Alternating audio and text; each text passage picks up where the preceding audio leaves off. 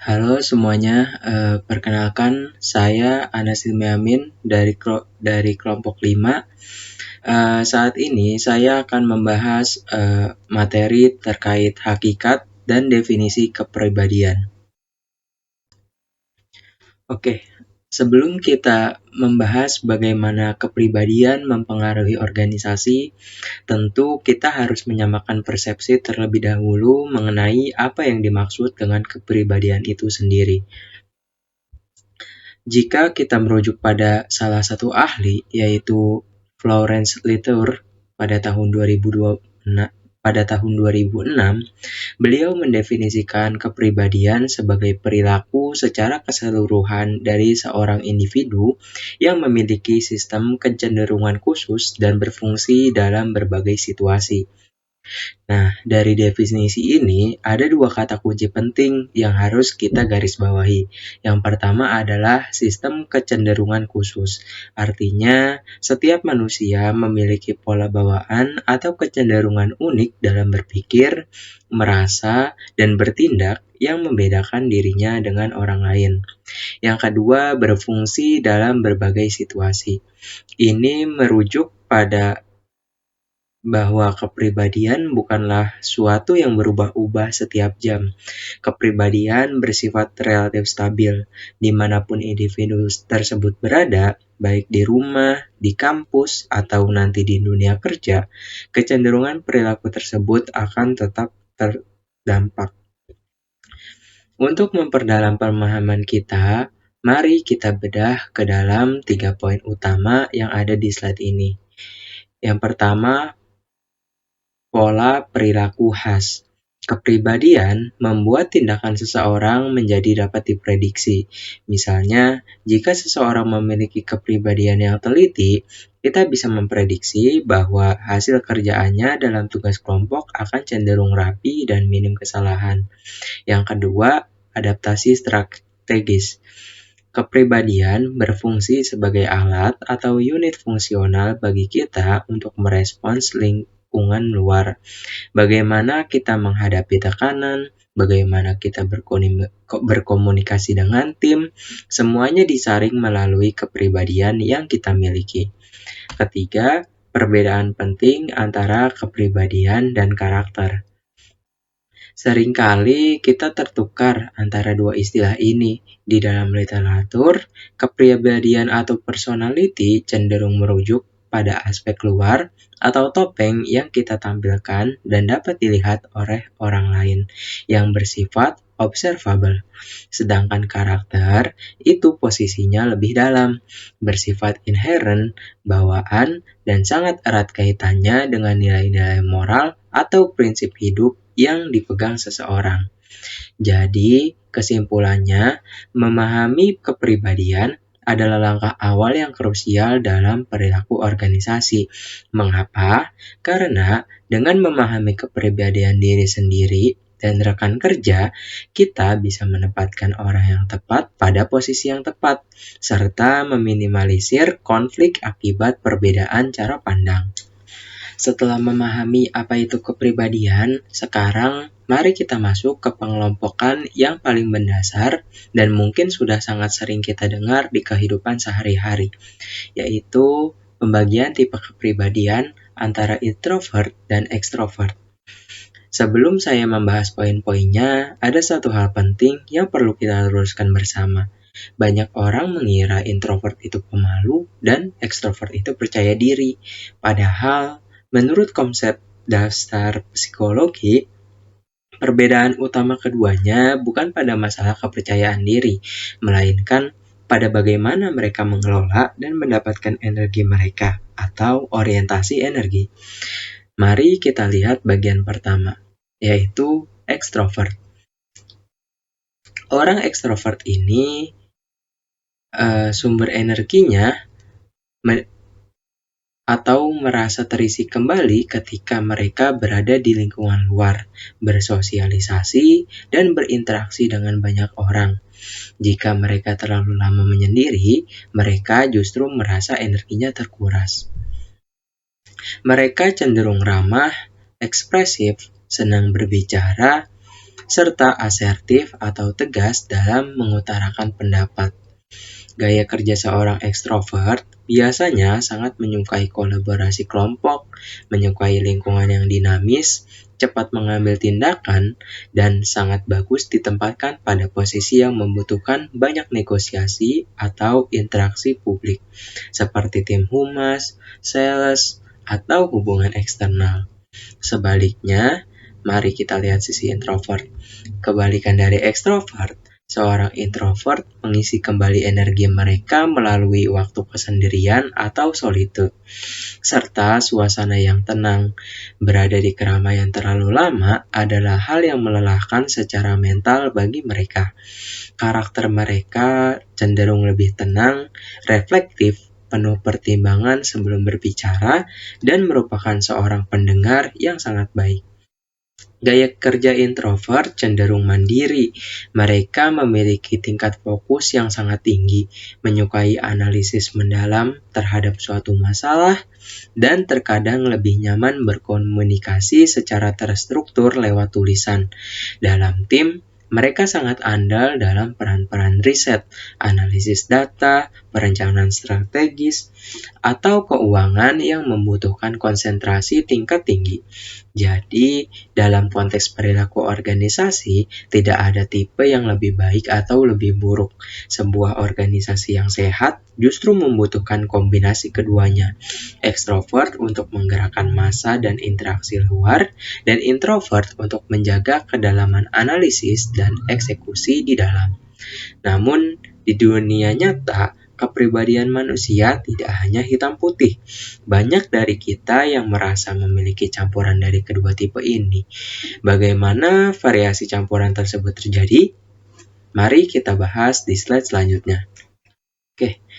Seperti yang sudah saya singgung di slide sebelumnya, kepribadian manusia itu sangat kaya dan jarang sekali ada orang yang 100% murni introvert atau 100% murni ekstrovert. Di dunia nyata, kita sering melihat adanya kombinasi atau variasi campuran watak dalam diri seseorang. Berdasarkan modul perilaku organisasi kita, variasi kepribadian campuran ini dapat dikelompokkan menjadi 3 kategori utama, yaitu campuran alami, campuran pelengkap, dan campuran berlawanan. Pertama, mari kita bahas campuran alami terlebih dahulu. Campuran ini terjadi ketika dua watak yang memiliki kemiripan orientasi bergabung. Contoh klasiknya adalah kombinasi antara sanguinis dan koleris. Kedua watak ini sama-sama berorientasi pada dunia luar atau ekstrovert. Ketika bergabung, mereka menghasilkan individu yang energinya sangat besar. Mereka sangat aktif, ekspresif, berorientasi kuat pada target atau hasil, dan biasanya memiliki insting kepemimpinan yang sangat kuat dalam kelompok. Di dalam tim, tipe ini biasanya menjadi penggerak utama. Kedua adalah campuran pelengkap. Ini adalah kebalikan dari campuran alami, di mana yang bergabung adalah dua watak yang sama-sama berorientasi internal atau introvert. Contohnya adalah kombinasi antara melankolis dan pragmatis. Ketika watak ini terpadu, terciptalah pribadi yang sangat terstruktur, analitis, dan berhati-hati karena sisi melankolisnya. Namun di sisi lain, karena didukung oleh sisi pragmatis, mereka juga menjadi pribadi yang tenang, damai, dan menghindari konflik.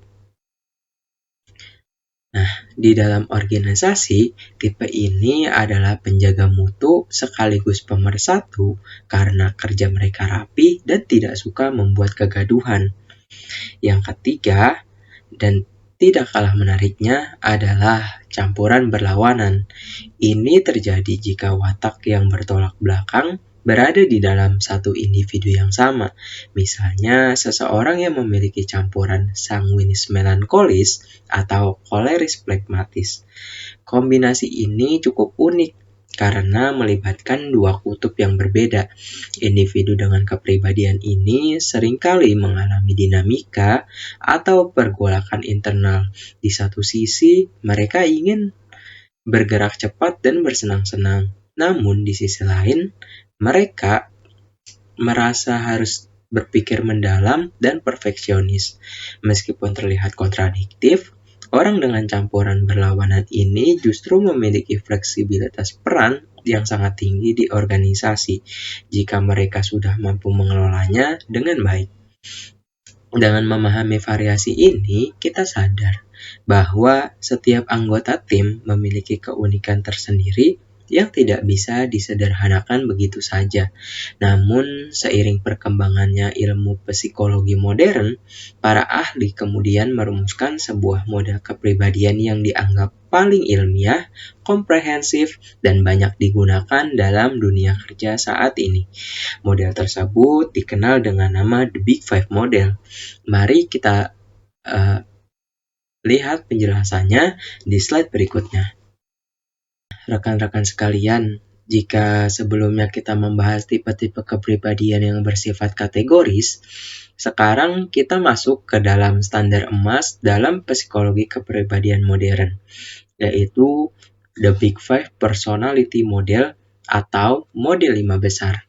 Model ini dikembangkan berdasarkan penelitian ekstensif yang menunjukkan bahwa hampir semua variasi kepribadian manusia dapat diringkas ke dalam 5 domain utama. Mengapa model ini begitu penting dalam perilaku organisasi? Karena menurut para ahli seperti Servon dan Pervin, model ini memiliki dasar genetik atau faktor alam yang kuat. Artinya, dimensi-dimensi ini relatif stabil sepanjang hidup seseorang. Meskipun setiap orang memiliki kelima dimensi ini dalam dirinya, yang membedakan kita satu sama lain adalah tingkat skor atau intensitas pada masing-masing dimensinya. Biasanya, setiap individu akan memiliki salah satu dimensi yang paling dominan. Untuk mempermudah kita mengingatnya, para ahli sering menggunakan akronim OCEAN. Mari kita lihat sekilas kelima dimensi tersebut. Yang pertama, ada openness to experience. Seberapa terbuka seseorang terhadap hal-hal baru dan inovatif. Yang kedua adalah conscientiousness. Ukuran kehati-hatian, tanggung jawab, dan kedisiplinan seseorang. Yang ketiga ada extraversion, tingkat kenyamanan seseorang dalam berinteraksi dengan orang lain. Yang keempat ada agreeableness, seberapa kooperatif, ramah, dan penuh kepercayaan seseorang terhadap orang lain. Yang kelima ada neuroticism, sering disebut juga sebagai stabilitas emosional, yaitu bagaimana seseorang mengelola stres dan emosi negatif mereka. Para peneliti menemukan bahwa skor seseorang dalam 5 dimensi ini dapat memprediksi perilaku kerja mereka di masa depan. Misalnya, dimensi mana yang paling mempengaruhi kinerja, dimensi mana yang memprediksi kepuasan kerja. Nah, untuk menjawab hal itu, mari kita bedah satu persatu definisi mendalam dari kelima dimensi ini, mulai dari slide berikutnya. Pada slide ini, kita membahas 3 dimensi pertama dalam teori kepribadian Big Five, yaitu ekstraversi, keramahan, dan kehati-hatian. Yang pertama ada ekstraversi, menunjukkan tingkat kenyamanan seseorang dalam menjalin hubungan dengan orang lain. Individu yang memiliki tingkat ekstraversi tinggi biasanya mudah bergaul, percaya diri, ekspresif, dan tegas dalam organisasi. Orang dengan sifat ini sangat cocok menempati posisi kepemimpinan, negosiasi, maupun pekerjaan yang membutuhkan hubungan eksternal yang luas.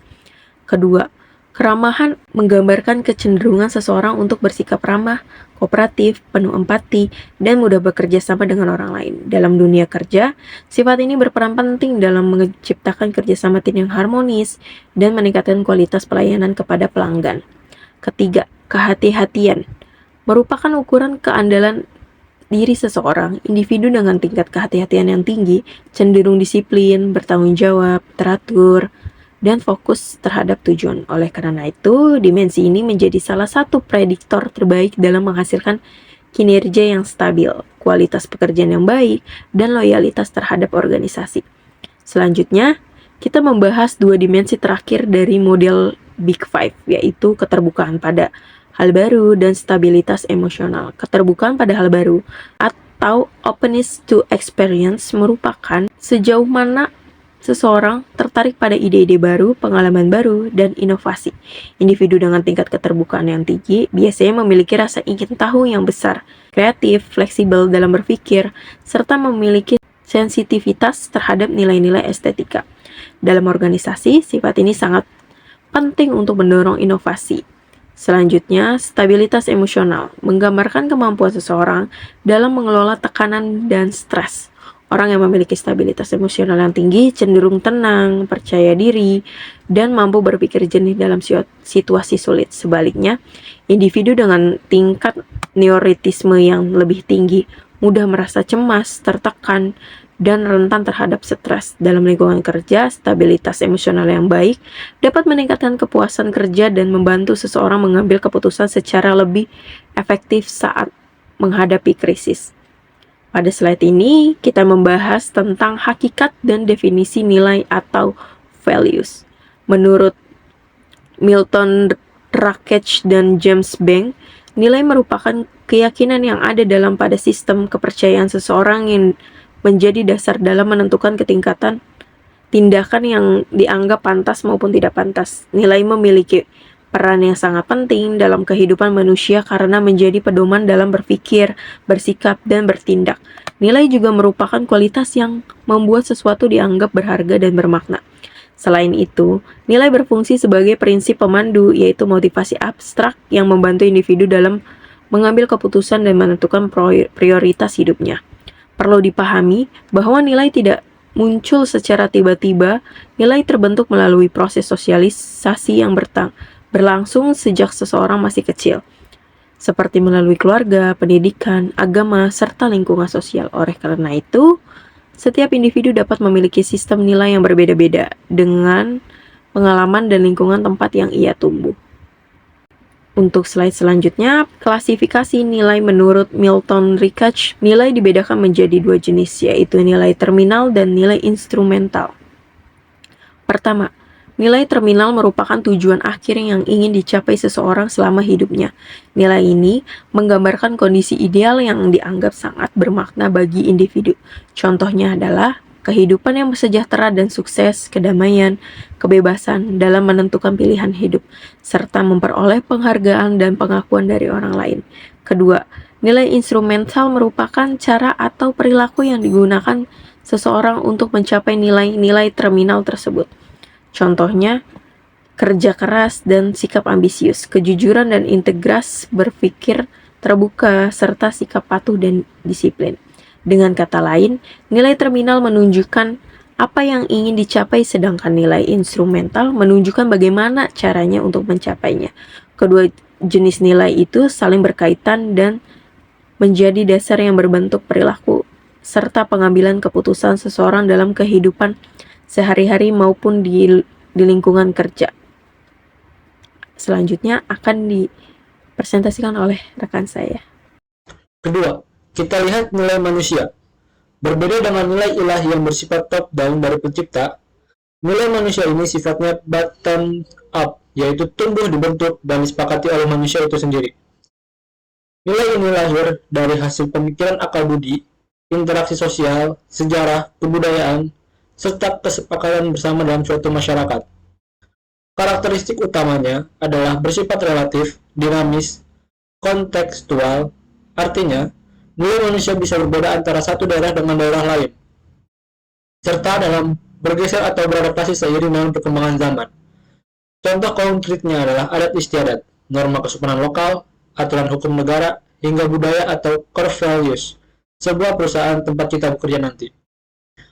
Dalam konteks perilaku organisasi, setiap karyawan yang masuk ke dalam perusahaan membawa perpaduan dari kedua sumber nilai ini.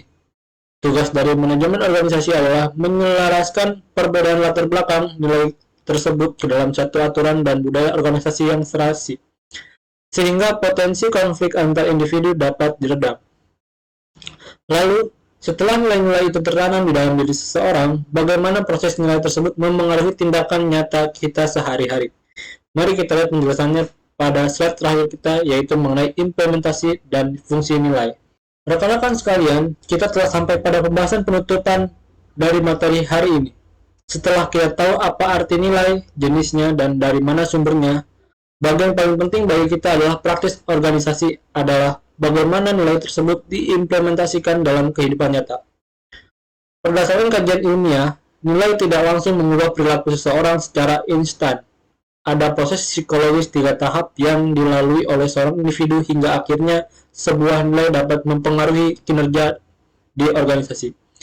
Mari kita bedah alurnya. Tahap pertama, tahap kognitif atau nilai dalam pikiran. Ini adalah gerbang awal atau tahap awal. Pada tahap ini, nilai dipahami dan diyakini sebatas kapasitas intelektual atau pikiran manusia. Di sini, individu sekadar tahu dan mengerti konsep kebenaran tersebut. Misalnya, seseorang karyawan tahu bahwa efisiensi waktu adalah hal yang baik dan bernilai tinggi dalam profesinya. Tahap kedua, tahap afektif atau nilai dalam motivasi. Berlanjut ke tahap kedua, nilai yang tadinya hanya ada di otak mulai turun ke hati dan meresap ke dalam aspek emosional atau perasaan. Di tahap afektif ini, timbul dorongan batin atau psikis yang kuat atau motivasi untuk menjaga keyakinan tersebut. Karyawan tersebut tidak hanya tahu pentingnya efisiensi waktu, tetapi ia mulai merasa tidak nyaman atau bersalah jika dirinya tidak disiplin. Tahap ketiga atau tahap tindakan. Tahap terakhir adalah puncaknya, yaitu tahap implementasi nyata. Disinilah dorongan psikologis batin bertransformasi menjadi amal perbuatan atau perilaku operasional sehari-hari. Karyawan tersebut menunjukkan tindakan nyata berupa selalu datang rapat tepat waktu, menyelesaikan laporan sebelum tenggat waktu, dan tidak membuang-buang jam kerja untuk hal yang tidak produktif. Sebagai kesimpulan akhir dari presentasi kelompok kami, kepribadian adalah bentuk mesin perilaku kita, sedangkan nilai adalah bahan bakar dan kompas moralnya. Ketika organisasi mampu memetakan kepribadian karyawannya dengan tepat dan berhasil menyelaraskan nilai-nilai individu dengan nilai perusahaan, maka akan tercipta lingkungan kerja yang solid, berkinerja tinggi, dan penuh integritas. Demikian pemaparan dari kelompok kami mengenai kepribadian dan nilai dalam perilaku organisasi. Terima kasih atas perhatian rekan-rekan dan dosen pengampu. Assalamualaikum warahmatullahi wabarakatuh. Saya dan teman-teman saya akan memaparkan tugas PPT dengan topik sikap, persepsi, dan pengambilan keputusan. Dalam presentasi ini, saya akan memaparkan pokok-pokok penting terkait topik tersebut agar mudah dipahami. Sebelumnya, saya memperkenalkan terlebih dahulu, yaitu saya Nurul Nida, serta teman-teman saya ada Nadia, Rizky, Anas, dan Anis. Baik. Pada slide yang pertama yaitu ada sikap. Menurut Stephen P. Robbins dan Judge tahun 2013, sikap adalah kecenderungan individu untuk merespons secara positif atau negatif terhadap sesuatu atau seseorang. Sikap merupakan variabel psikologis yang mempengaruhi perilaku dan sangat penting dalam organisasi karena dapat menentukan bagaimana seseorang berperilaku di tempat kerja. Sikap terbentuk dari 3 unsur utama, yaitu yang pertama ada kognisi atau cognition, yaitu kesadaran dan pengetahuan seseorang tentang objek atau situasi tertentu, sehingga sikap dapat dipahami sebagai persepsi atau pengetahuan seseorang terhadap sesuatu. Yang kedua ada afeksi atau efek, yaitu perasaan atau emosi yang muncul terhadap objek tertentu. Contohnya merasa senang atau tidak senang terhadap pekerjaan atau atasan. Yang ketiga ada perilaku atau behavior, yaitu tindakan atau kecenderungan bertindak tertentu sebagai respons terhadap sikap tersebut. Lanjut yang slide kedua, yaitu ada sikap kerja. Sikap kerja adalah pandangan dan penilaian karyawan terhadap aspek-aspek pekerjaan mereka. Robbins dan Judge tahun 2013 menyatakan bahwa sikap kerja meliputi yang pertama ada kepuasan kerja, seberapa puas seseorang terhadap pekerjaannya. Yang kedua ada keterlibatan kerja. Sejauh mana individu merasa terlibat dan berkomitmen terhadap pekerjaannya. Yang ketiga ada komitmen organisasi. Keinginan kuat untuk tetap berada dalam organisasi dan mendukung tujuan organisasi. Yang keempat ada persepsi dukungan organisasi, yaitu persepsi karyawan terhadap dukungan yang mereka terima dari organisasi.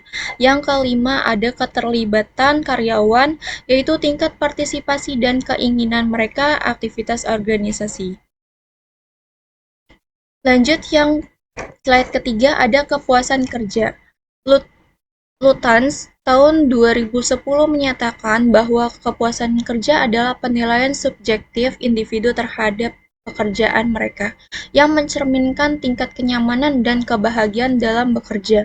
Dimensi yang mempengaruhi kepuasan kerja diantaranya yaitu yang pertama ada work itself, yang kedua ada pay, yang ketiga ada promotion, dan yang keempat ada opportunities, yang kelima supervision, yang keenam ada co-workers. Dalam hal ini pekerjaan itu sendiri atau work itself. Baik, lanjut lagi untuk di slide berikutnya. Ada keterlibat pekerjaan atau job involvement, yaitu merupakan variabel dalam mengukur sejauh mana individu secara psikologis mendukung pekerjaan mereka karena mereka menganggap kinerja mereka penting sebagai penghargaan diri. Baik, selanjutnya dilanjut lagi dengan teman saya. Di slide selanjutnya ada komitmen organisasi atau organizational commitment. Dalam konsep perilaku organisasi, komitmen organisasi adalah sikap yang menunjukkan keinginan kuat untuk bergabung dengan organisasi tertentu, serta berupaya keras sebagaimana tujuan yang ditentukan organisasi. Meyer Allen 1991 dan menciptakan 3 dimensi komitmen organisasi. Yang pertama, ada affective commitment, yaitu perasaan emosional dan nilai-nilai yang dihargai terhadap organisasi. Yang kedua, ada normative commitment, yaitu perasaan moral dan kewajiban untuk tetap di organisasi. Selanjutnya, ada continuous commitment, yaitu komitmen berkelanjutan, merupakan komitmen seseorang kepada organisasinya berdasarkan kerugian yang berhubungan dengan keluarnya karyawan dari organisasinya. Selanjutnya, ada persepsi.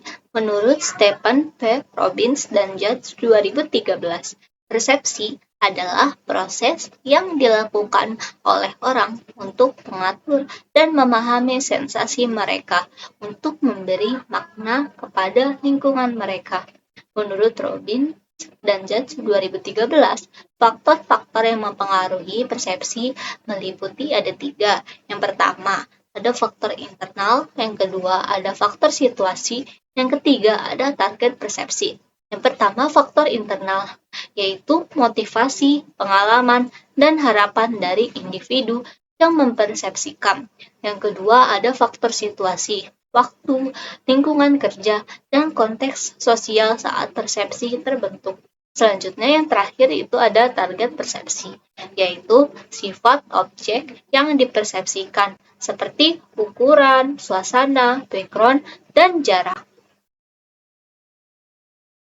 Selanjutnya, ada upaya membangun kreativitas dalam membuat keputusan. Berikut adalah 3 elemen utama dari kreativitas. Di antaranya, yang pertama ada expertise, yaitu keahlian, merupakan dasar dari segala sesuatu pekerjaan kreatif. Jika seseorang memiliki kemampuan, pengetahuan, dan keahlian dalam bidang yang ditekuninya, mereka memiliki kemampuan untuk menjadi kreatif. Yang kedua, ada creative thinking skills, yaitu kemampuan berpikir kreatif adalah sifat yang dikaitkan dengan kreativitas, yaitu kemampuan untuk melihat hal yang sama dari perspektif yang berbeda. Selanjutnya yang ketiga, atau yang terakhir ada intrinsic task motivation, motivasi tugas mendasar. Yakini dorongan seseorang untuk melakukan sesuatu karena itu menarik, memuaskan, menyenangkan, atau menantang. Di slide 10, ada hal apa saja yang perlu diperhatikan dalam membuat keputusan.